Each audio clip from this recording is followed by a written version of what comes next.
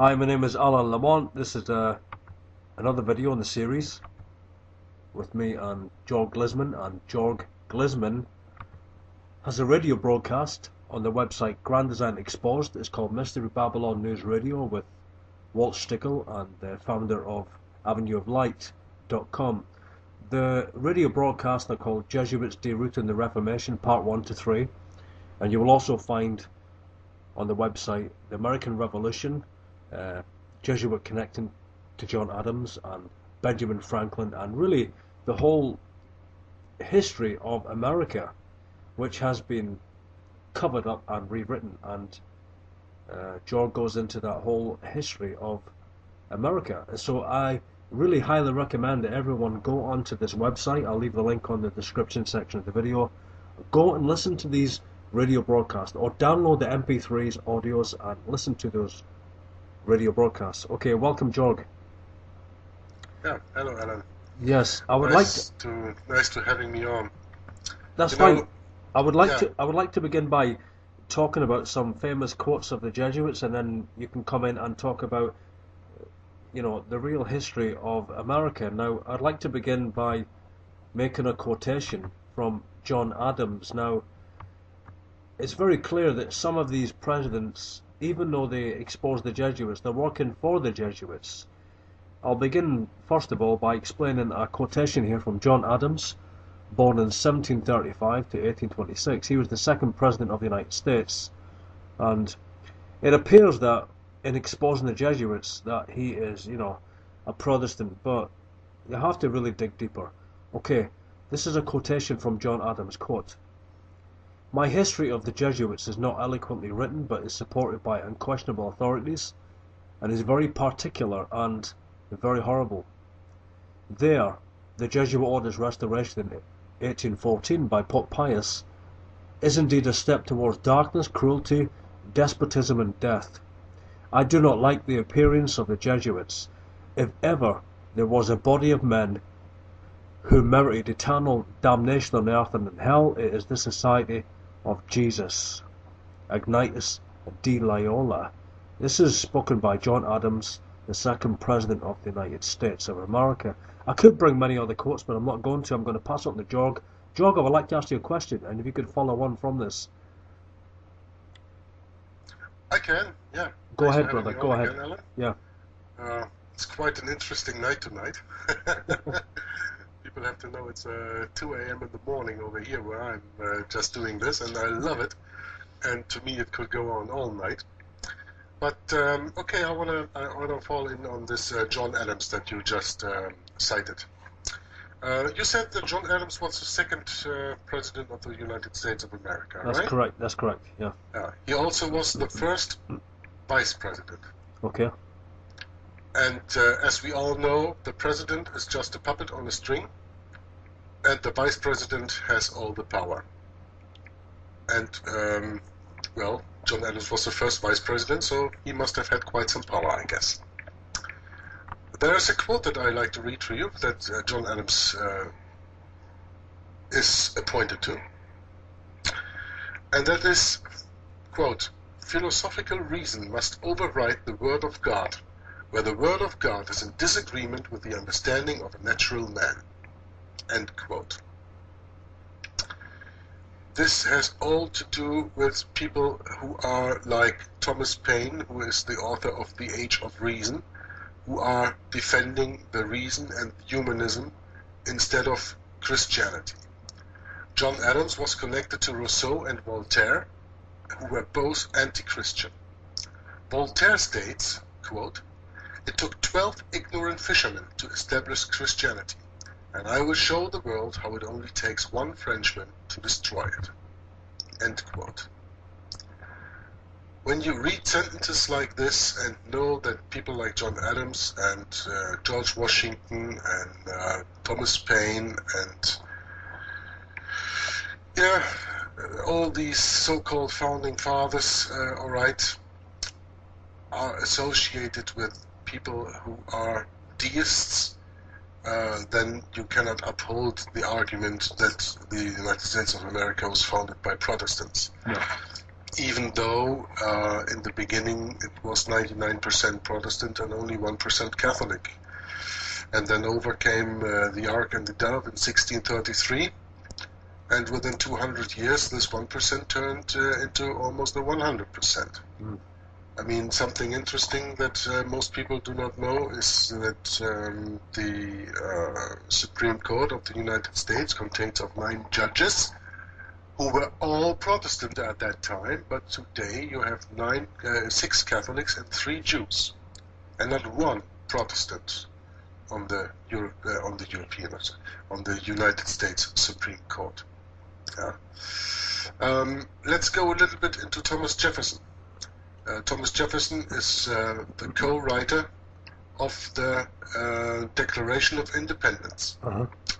The Declaration of Independence starts with a sentence that everybody knows, but sadly enough, nobody thinks about the words, what they really mean. Quote, "We hold these truths to be self-evident."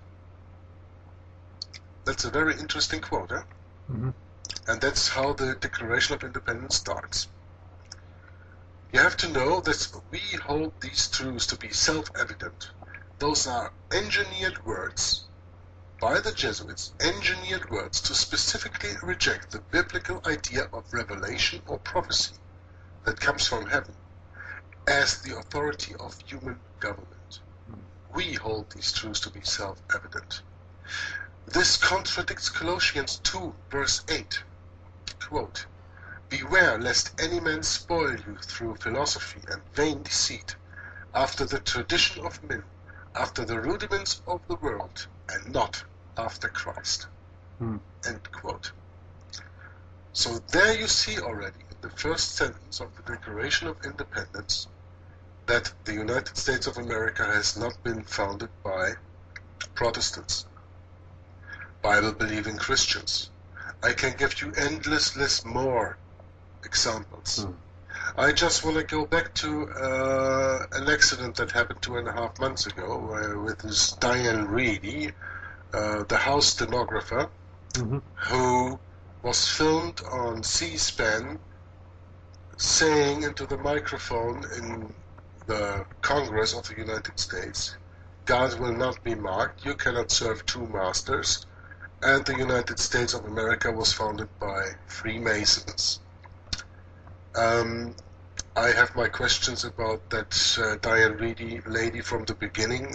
When you watch the videos later came out, you see that she was saying that at the elevator and not at the podium where she was standing on. But that's something else.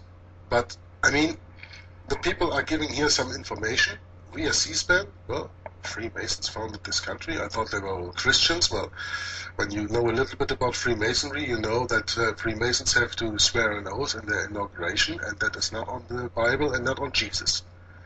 That is on some other God. Yeah. The point is, we hold these truths to be self-evident. Here you have it clearly with because it contradicts Colossians 2:8 and probably even some more things in the Bible, that you see that this is not a Christian, could not have been a Christian nation, or people who founded the nation could not have been Christians, because otherwise they wouldn't have said things like this. That is just to deceive the people, and well, like the Jesuits, white is black and black is white, and or black is whatever you tell me. Even if it is white, when you tell me it is black, it is black. Yeah. They will believe all that. You see, the Jesuits have to bring revolution before they can create their nations. They have to do that. Yeah. It's like just a second anymore, because I really want to say about yeah. this. Go ahead, brother. Go on. Yeah. Have you ever heard of the Treaty of Tripoli from 1797? I have heard of that. Yeah. The Treaty of Tripoli was a treaty of peace and friendship between the United States of America and the Bey and subjects of Tripoli of Barbary. Was the first treaty concluded between the United States of America and Tripolitania, signed at Tripoli on November 4th, 1796, and at Algiers for a third-party witness on January 3rd, 1797. It was submitted to the Senate by President John Adams, receiving ratification anonymously from the U.S. Senate on June 7, 1797, and signed by Adams, taking effect as law of the land on June 10, 1797. Why am I reading this? Because article number 11, which is authored by George Washington, is what you need to hear.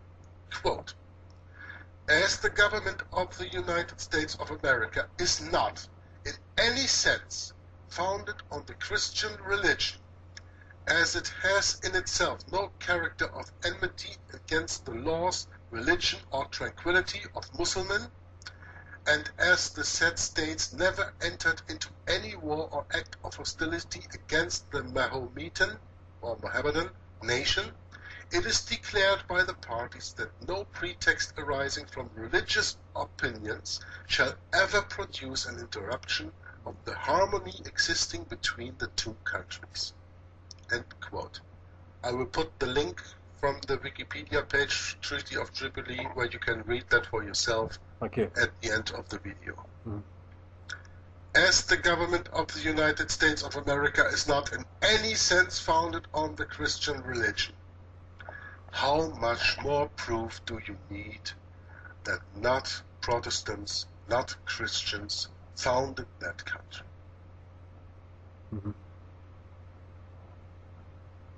So I think this is really, really something interesting. Another little advice I want to give our viewers is that they watch the documentary The Hidden Face of the Founding Fathers by Chris Pinto. It's a 3-hour documentary, and I can assure you, when you watched it, you will watch it again. And after that, you will maybe even watch it again. But be sure to watch at 2 hours 13, because there the founding fathers, in brackets, explain how they understand Christianity. And that is a typical deception of black is white and white is black.